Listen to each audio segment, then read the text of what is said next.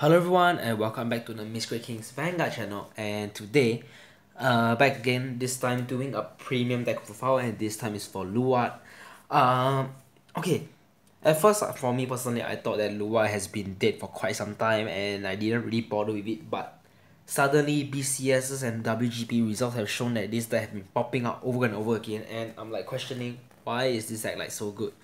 And after playing it for myself, I realized that this deck actually has a lot of potential. Yeah, basically by how, to be honest, the amount of toolbox you get with this deck, I can see why right now. Just go on the deck profile. I am still in the testing stage. There are still changes, and I would say there are plenty of options you can be running with the deck, mainly for the great ones. But for now, this is the one I'm currently most happy with. But maybe will be have some changes, I don't know, or there's something that you are running I'm not. Yeah, so just going deck profile. For starter, we are still using the one from GBD 14 Ritual 3. When this unit is being retired by ritual effect, you can move into soul to counter charge 1.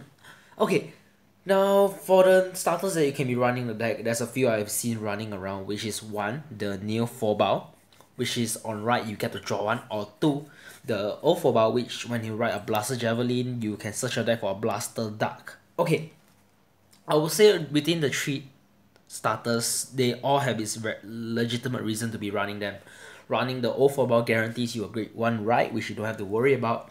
Grade 1 right, grade 2 right, because that's just searching a grade 1 out. Or 4 bow, the new one, grants you an extra card in hand. But personally, I still opt for this starter because I feel that the soul engine for the deck actually is kind of lacking, and he kind of fixes the problem a bit, but not that much, but he still works. That's why I'm choosing to opt for him. Next is the 4 copies of Drag 4 Luard. The backbone of the deck, I don't think I've explained much. If you can get a few great ones out early on, his free strike material, then on strike skill, counter blast when you can call something out, grade 1 or lower, get a build and retire one of opponent if it's a ritual effect. Your form of generating advantage and field control. I would say running the old Luard is actually fine. Maybe you can take a 1 or 2 off. Personally, I feel that that card is actually still viable because you are able to box 2 at a time. But this is, I would say, a even more free strike. I would say, because on the old Luard you have to win an extra turn to get a free strike. He doesn't. That's why sticking to 4 copies of this. Before this, I was trying to test like running 4 of this and maybe 1 or 2 of the old Luard, and I realized that in the current meta that what I see now, you actually would rather want to be seeing him and getting first strike immediately on probably your first strike turn. And with him, I would say it's quite often, and having to counter blast 4 for strike and reducing 1 for every go on your drop zone is really good. But one thing you have to note is that this deck has a fairly strong, not the strongest, but a form of counter charge engine, and I would say if sometimes on first strike you have the counter blast 1 to strike, I would say it's fine. I don't see why not. So that's one thing to take note of. And yeah, running 4 of that, I think I did explain quite a bit for grade 3. Don't know why.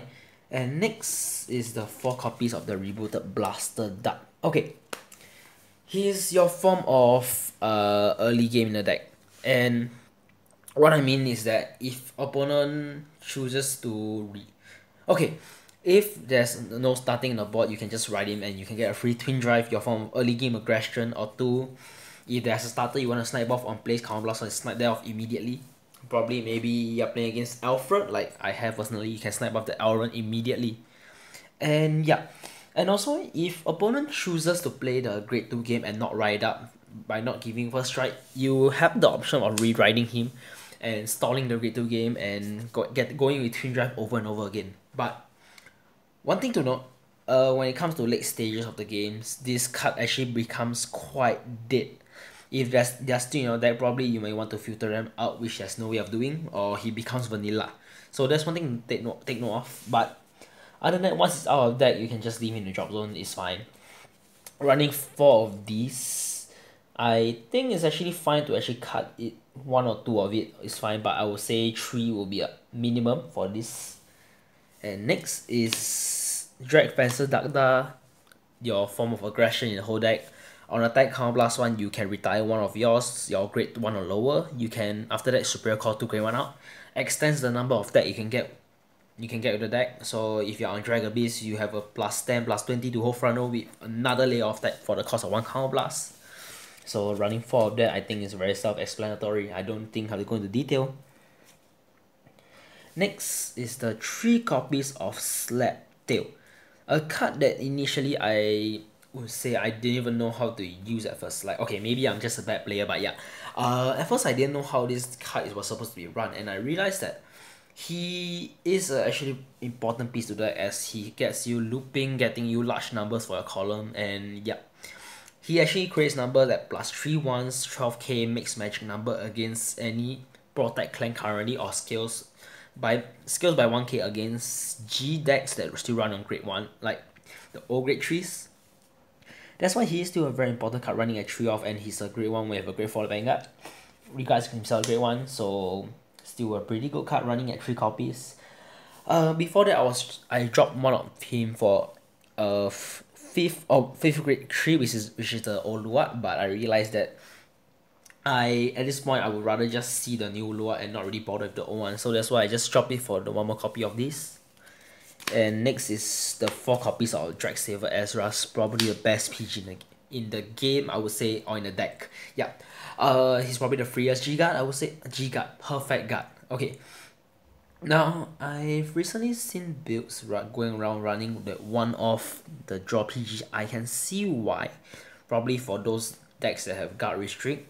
But I personally feel that that's actually not needed, because you have to see 2 of him in total in drop zone in order to block the skill. And I would say just max the chances of you seeing him. Just running at 4 off. And one more thing, the draw PG, you can't really recycle them. Once it's gone, it's gone. So that's why opting for the 4 copies of this instead. And next is the 4 copies of Blaster Javelin, your form of early game if you want 3 copies, yes. Your so-called form of early game aggression if you need it. Or yeah. One thing you can do is, if early on opponent chooses not to call any rearguard if they are afraid of getting punished by Blast Dart, one thing you can do is with his hand, you can just call him out to counter blast 1 to draw 1 and plus 3. So you get a bit of few presence in the early stages, so you can probably go Side goes in first and Vanguard goes in with a twin drive. Yeah, that's one thing you can do. Other than that, you can, I would say, call your Abductor to extend the number of attacks, or becomes fodder for your Ogma. That's one thing. Running at 3 doesn't, for me personally, it didn't go to the point I needed 4 copies, because I don't have the counter blast to spend for him. So sticking it to 3. Feel free to pump it up to 4 if you want to, but I personally don't need to. And next is the 4 copies of One Nut. If you open it in your starting hand 1 or 2, I would say yeah, actually pretty good. You fuel your Richard early on, and having a 14k attacker on your turn is actually pretty good, I would say. So that's why running a 4. And if you, I would say you can probably just cut 1 if you really want to, but I personally feel that you actually have to max it out, because you need to turbo your Richard count as soon as possible early game. Next, 3 copies of Daylight, which I would say I am currently not very happy with this card, as dumb as it sounds, but yeah. Okay. I think we all know who's Daylight. Basically, on call you have a Luard, Ritual Vanguard, and Ritual 1, you may Soul Blast 1 to draw 1 when you call from deck. Basically, Sword Breaker from back in the day. Now, the thing I don't like about this card is the majority of the strides, I would say only 4 of it currently, I am not gonna be able to get draw out, as you can see. That's why I am currently choosing, I would say I'm testing around, maybe sooner or later I'll make the change to the old Sword Breaker. So all these will be the old Sword Breakers. Why? Okay, 1 is it's more versatile, so I can Soul Blast 1 to draw 1 with everything my strike zone, that's one thing. 2, it's a 6k base, so it's a form of counter to Gize. Riding this or riding a Sword Breaker will actually do me a lot of favors, like if they are willing to skip a turn just to not attack, they are minusing 1 by themselves. That's another thing. And yeah, that's why I'm personally choosing to want to go for the Sword Breaker instead. But for now, I'm sticking to Fortla if I really had Fortla. Daylight if I have to, so sorry, missing out the names right now. Next is 2 hours. Running at a low grade 3 count, I would say he's very important and he's a form of counter charge engine. So I would say 2 off is fine. I don't think go to point you need 3 copies because you are running this starter. So 2 is fine.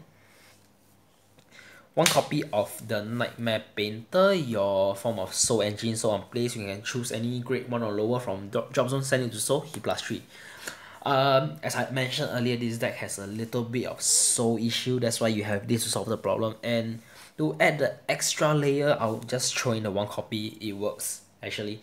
But if you don't like it, I can actually see you removing it, I would say, but maybe 1 is fine if you can find a space for it. And next is this 1 copy of card. Okay, this last stack slot I would say is completely up to you. I'm personally still shifting around to see what I want to be playing. But for now, this seems to work. So basically, on place from anywhere, you may count +1, you send the top card of your deck to damage zone, and at the end of turn, you can choose any of your card in the damage zone and send it back. Now, this is there mainly there to save your Ezra's if you notice that maybe too many Ezra's starting entering damage zone, like 1, 2, or maybe some Belias going in there. You can just use it to count +1 to save it in a sense, like sending it back to deck at the end of turn. I would say you can actually run him auto, you can run Honoli, which is like a very good meta tag right now. But personally, this seems to be working, so running a 1 off. I can actually see you not running off, it's just a personal choice of mine.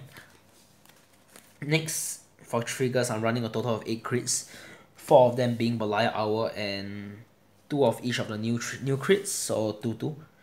Now, I've actually currently seen builds that dropping the Belia account currently because of the so-called power creep in a sense. The 10k triggers is actually more valuable, but personally I would want to, I would say, recycle my crit as much as possible, and yep, that's why I still opt for the 4 copies. So 4, so total of 8 crit in total. And next is the 4-1 of Eye Raven, still probably one of the best stand trigger can be playing in the deck. Gets you free retire for the, yeah, that's about it, and send yourself back to deck, that's another thing to boot. So 4 of these, and 4 of the old heals, I personally feel that I would rather be seeing the one to counter charge as compared to the power, so opting for this instead. Now, for a few lists that I've seen recently, they have been opting to run 2-2, so 2 of the new one, 2 of the old one. But the problem with that is, I think Solemn Vanguard explained it in one of his videos, which is like, if the one in the drop zone is this and the one you have in your hand is the one with the power, you kind of just wasted it in a sense. So I would actually say just opt for either full plus 10k or full all of these. It's up to you. There's actually no wrong in running like the full 10k triggers, I would say it's fine. But personally, I feel that I actually need the resources, that's why I'm opting for this. Yeah, so that's about it for the main deck. I would actually say there's really nothing much. For the majority of deck, it's actually very cookie cutter, like there's really nothing much that you can be running and it's very standard among the lists. But as you can see, there's a few tag slot here and there that you can probably use it for your personal choice. Like you see, I'm running the Nightmare Painter. This random ass card, I don't see anyone running it, but I'm personally doing it. Or currently there's an Ogma Turbo build going around, is, if I'm not mistaken, the one that actually runs on the main, which I don't see any wrong in that. Is actually a pretty good card, I would say. That's why I can't get my hands on the main yet, but if I can, I will actually go and try the build out for myself. But that's about it for this. I will be currently moving on to the G zone, which I would say went through a lot of changes on my part because of maybe for those that are running very differently, and the list has been topping, I've been trying to adapt a bit here and there. So yeah, moving on to the G zone very soon. Okay, now over to the G zone, which I would say is actually pretty generic for a Luard G zone. Nothing actually it actually doesn't deviate very much from most lists, but yeah, I'll just go over it. First is the 4 copies of Drag Abyss, the strat that we got in GBD 14, which is like, I'll probably say the staple in the deck. So +1, you basically do something like what the old one did, which is just retire 1 and call 2 out. And he's a form of like finisher, I guess. GB3, whole front get +10k for every 4 grade 1 G zone. For G zone, in a drop zone, I mean, my bad. So yeah, running at 4, I don't think I really have explained much. He's probably a staple in the deck by this point. And next is the 2 copies of Phantom Blaster Diablo, because Gize is a thing, be it OTD Gize or Angels Gize or the probably maybe Genesis Gize in the near future. I'm not too sure about that, but yeah, he's your answer to most of that situation, running as 2 off. Over here flexing the Concrete Hot Stem that I got a while back. Next is the 1 Ogma. Basically, if opponent chooses not to call anything, just to not get punished by his skill or the strike skill, you can punish him by making the discard card from hand, playing as a 1-off. Next is, I would say, a newcomer to the deck, which is Helheim. I've actually seen this card popping up in many lists recently, and I actually can see why this is working so well. Okay, basically I'll just go over his skill. Whenever your opponent plays a G-Guard or a Sentinel or his attack hit, you can choose the same name and turn it face up, and for each of himself face up, you can superior call 1 grade 1.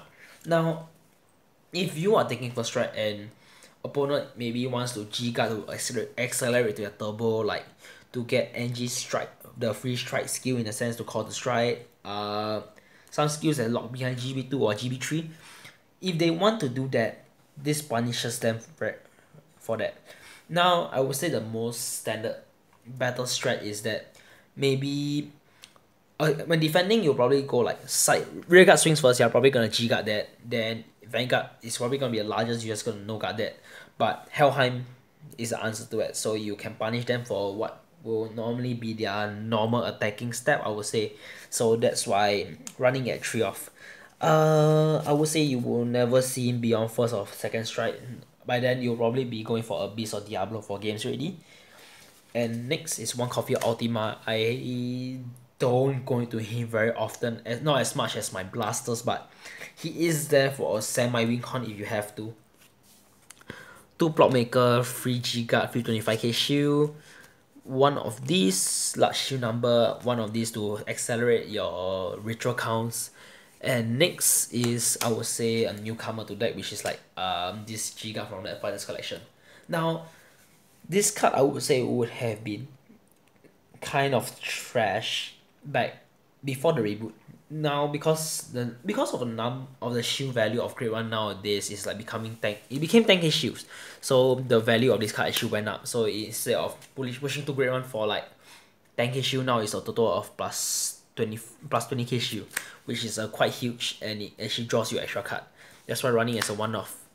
Yep, so that's about it for my Luard deck profile. I would say this deck is still very viable in premium right now. If you enjoyed it, just leave a like. And I've actually created a Discord channel. I will probably leave it in the description below if you want to join it. Feel free to join. It's new, just created it like a few hours ago before I recorded this video. So yeah, if you enjoy watching, just leave a like. So bye guys.